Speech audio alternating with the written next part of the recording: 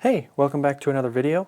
I just wanted to talk really quick about this setup that I've developed from watching some others on YouTube. And I just wanted to share, it's a fun setup, so that's all. I want to share it. So TJ, he has his own channel, TJ Guardino. I think I'm saying that right.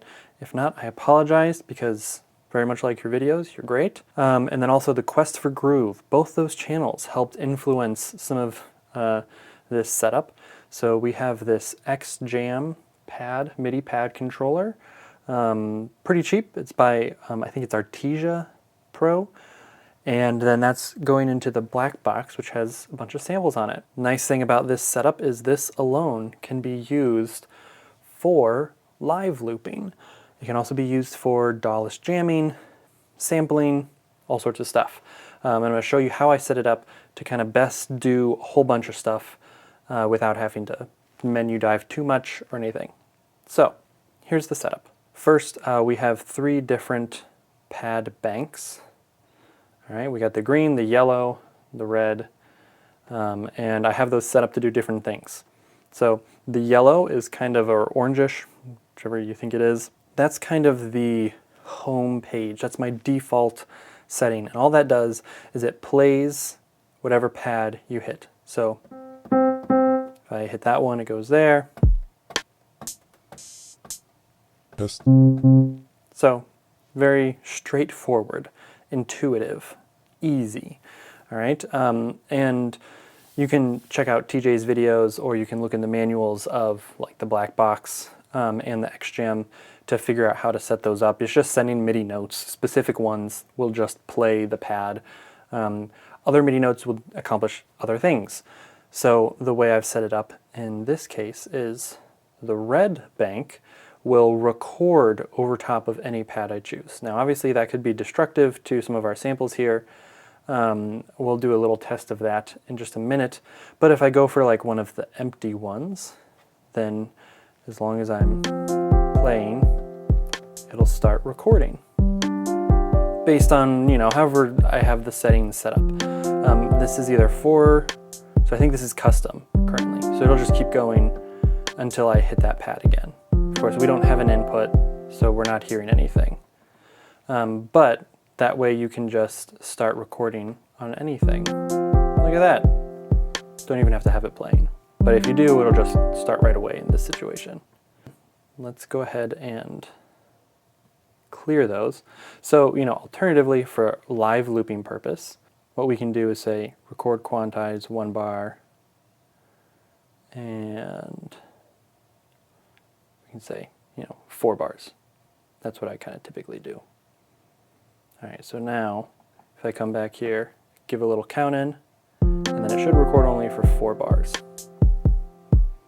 3, and then it'll just automatically play. So if I had an instrument that I was trying to really show this example of, then, you know, that would make more sense. And then if I had another one, we should be in time here. There we go. So a really easy setup for live looping. And then if I come back around to my yellow or orange group, I can just hit those pads and disable them at any point. And of course, I can play drums in live, and I can record that into my sequences. Yeah, it's all great. The new thing I added is on my green bank is this is set up to play slices. So up here, I recorded just a little test audio, and I put in some slice points using the menu here where you can hit split and join. And then this green pad is set up to play, I think it's C2 that it starts on, and then it just works its way up. So C2, C sharp, D, D sharp, etc., all the way up. And so I set that up so then it just plays. 3, testing 3. And then when you hit the end last one, all of the notes after that will hit it. But if I add more slices in, those will continue to take up those. So 16 slices feels like enough to me. Maybe it's not to you. You know, that's a conversation for another day or something for you to ponder. But for me, I felt like that was enough to be able to, you know, have a beat going, some sort of jam.